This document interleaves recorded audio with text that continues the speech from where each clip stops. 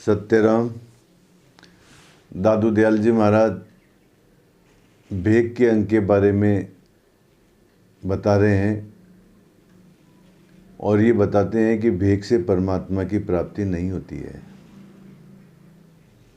दादू दयाल जी महाराज कहते हैं, जोगी जंगम से बड़े बौद्ध सन्यासी से एक, खट दर्शन दादू राम बिन सबे कपट के भेक। जोगी नाथों को कहते हैं। जंगम ये भी कोई एक शैव साधु होते हैं जो शिव की पूजा करते हैं। शेवड़े एक प्रकार के जैन साधु होते हैं। बुद्ध के अनुयायी बौद्ध कहलाते हैं। शंकराचार्य जी के अनुयायी सन्यासी कहलाते हैं। शेख एक मुसलमानों का भेद है। और हमारे यहाँ छठ दर्शन है महाराज, द्वैत, अद्वैत, शुद्धाद्वैत, द्वैताद्वैत, ऐसे 6 दर्शन हैं। तो दादू दयाल जी महाराज कहते हैं कि ये सारे भेक और ये सारे दर्शन, यदि परमात्मा की लगन नहीं है इनके अंदर, अपने स्वरूप के ज्ञान के प्रति जिज्ञासा नहीं है, उसके प्रति प्रयत्न नहीं है, तो सबे कपट के भेक, तो ये कपट के ही भेक हैं महाराज। इनसे कुछ नहीं होने वाला है। हमारा या साधुओं का उद्देश्य कपड़े पहनना, भेष बनाना नहीं होना चाहिए। असली उद्देश्य तो अपने स्वरूप की प्राप्ति करना, परमात्मा को प्राप्त करना, वास्तविक तत्व को जानना, ये होना चाहिए महाराज। और वास्तविकता ये है महाराज कि साधुओं को स्वयं को ही मालूम नहीं है कि परमात्मा क्या है। स्वयं ही उलझन में पड़े हुए हैं महाराज, खुद भी उलझे हुए हैं और जो उनके साथ में आते हैं उनको भी उलझाते हैं महाराज, पता ही नहीं। चलो अस्तु, किसी ने कहा है इन वेशधारी साधुओं के लिए कि देखत को सुंदर लगे। देखने में सुंदर लगते हैं महाराज, दाढ़ी, मूछ, जटा, लाल कपड़े, माला,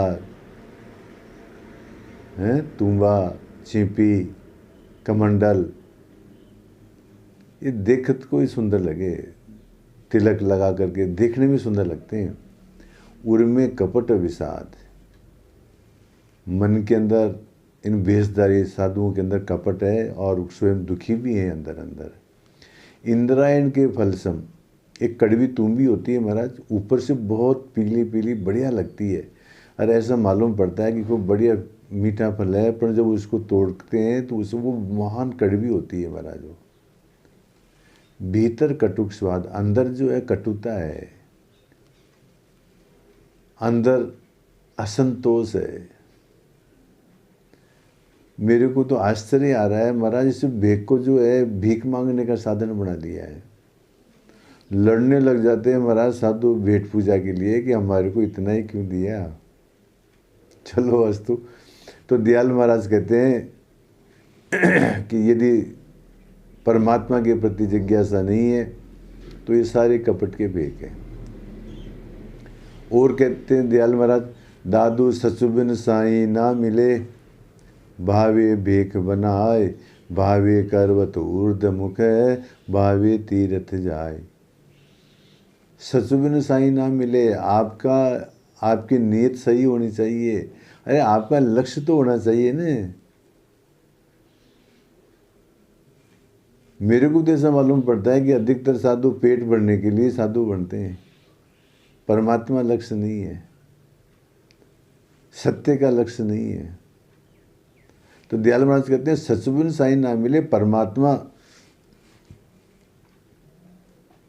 सत्य के बिना नहीं मिलेगा। भावे भेक बनाए, भेक बनाने से क्या होता है, भेक बना लो चाहे। भावे करवत ऊर्ध्वमुख, चाहे जो है काशी में जा कर के और करवट ले लो, चाहे हाथ ऊपर करके खड़े हो जाओ, ठाडेश्वर जी कहला लो, चाहे तीर्थों में फिरते फिरो, इनसे क्या होने वाला है? करवट लेने से, हठ योग करने से, तीर्थों में घूमने से इनसे कुछ नहीं होता है महाराज। असली बात तो है ज्ञान की, ज्ञान होना चाहिए। और कहते हैं दयाल महाराज, दादू बाहर का सब देखिए, भीतर लख्या न जाए, बाहर दिखावा लोक का, भीतर राम दिखाए। दादू बाहर का सब देखिए। ये सांसारिक लोग क्या करते हैं? ये बाहर ही देखते हैं महाराज, कितना सुंदर वेश है, कितना जोरदार पहन रखा है, गाड़ी है कि नहीं, मठ है कि नहीं, चेले शिष्य वगैरह है कि नहीं। तो जो ये बाहर से अच्छे कपड़े पहने हुए हैं, बाहर से गाड़ी घोड़े रख रखे हैं, बाहर से बढ़िया बढ़िया आश्रम बना रखे हैं, उनको ये सांसारिक लोग समझते हैं ये तो बहुत जोरदार साधु हैं। बाहर का सब देखिए, भीतर लिखा न जाए उनके अंदर क्या है, सांसारिक विषय वासनाएं हैं या परमात्मा के प्रति प्रेम है, ये सांसारिक लोग थोड़ी जानते हैं। ये तो केवल बाहरी दिखावा देखते हैं। बाहर दिखावा लोग कर, वो भी लोगों को दिखाने के लिए करते हैं महाराज। मेरे तो एक बात समझ में नहीं आती है कि साधु बनने के बाद में ये जो है ये पसारा फैलाते क्यों हैं? आश्रमों का, चेलों का, सेवकों का, उनको मतलब क्या है? जो ये फैलाते हैं ना, उनको कोई मत, वो वस्तुतः साधु नहीं है महाराज। भीतर राम दिखाए, दिखाना ही है तो परमात्मा को दिखाओ महाराज। शील है, संतोष है, दया है, धर्म है, ज्ञान है, भक्ति है, वैराग्य है, ये परमात्मा को दिखाओ। दुनिया को क्या दिखाना है? और कहते हैं दयाल महाराज, दादू यहू परख सराफी ऊपली, भीतर की यमुनाय, अंतर की जाने नहीं, ताते खोटा खाए। ये परख सराफी उपली, ये बेग के द्वारा जो पहचान करते हैं ना, ये तो ऊपरी पहचान है महाराज। बेग से साधु मानते हैं ना, तो ये तो ऊपरी पहचान है। भीतर की ये होना, ये भीतर की पहचान नहीं है। बेग तो बाहर का है। अंतर की जाने नहीं, भीतर की बात न जानने के कारण संतों का अनादर करते हैं। ये सांसारिक लोग तो ऊपर की ही परीक्षा करते हैं, बेग से ही। एक बार मैं कहीं पंजाब में गया था महाराज, पंगत लगी, मैं भी बैठ गया, बैठना ही था मेरे को। अगल बगल के अंदर महाराज भेषधारी साधु बैठे हुए थे, लाल कपड़े वाले, दाढ़ी वाले सब। एक आदमी आया और मेरे को कहता है कि तुम्हारे को शर्म नहीं आती है?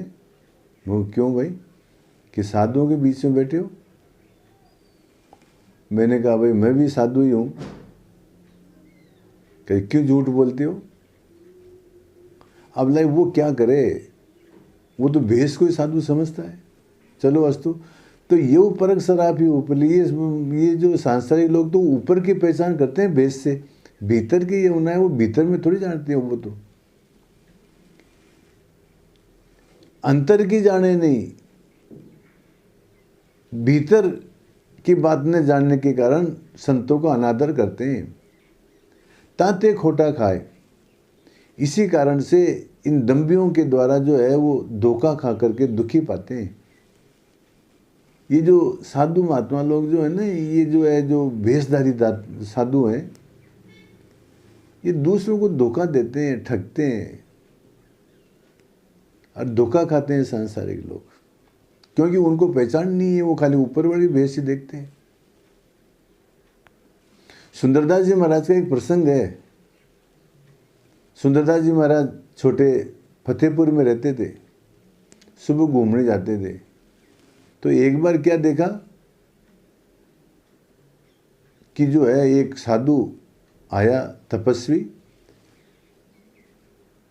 उसका वर्णन करते हैं। देखो दयाल वो सुंदरदास जी महाराज को देख करके, आसन मार सवार जटा नख, आसन जमा रखा है, चौका वगैरह बिछा रखा है, दूनी वगैरह लगा रखी है, जटाएं बढ़ा रखी है, उज्ज्वल अंग विभूति रचाई, सारे शरीर के ऊपर विभूति लगा दी, भस्म लगा ली।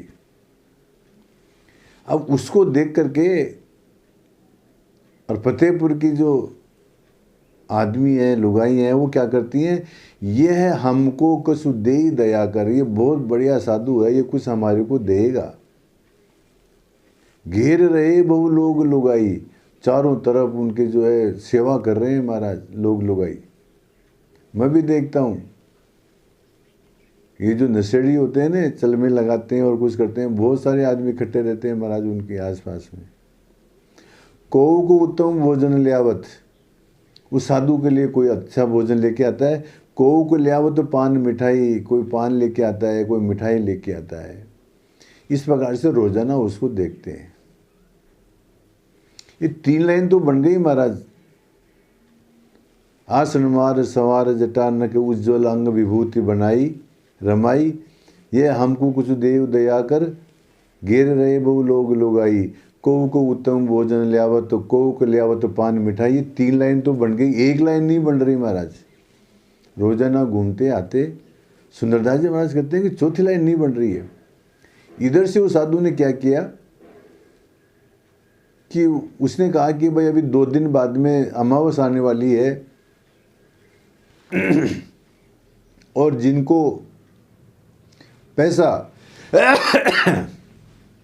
दुगना कराना है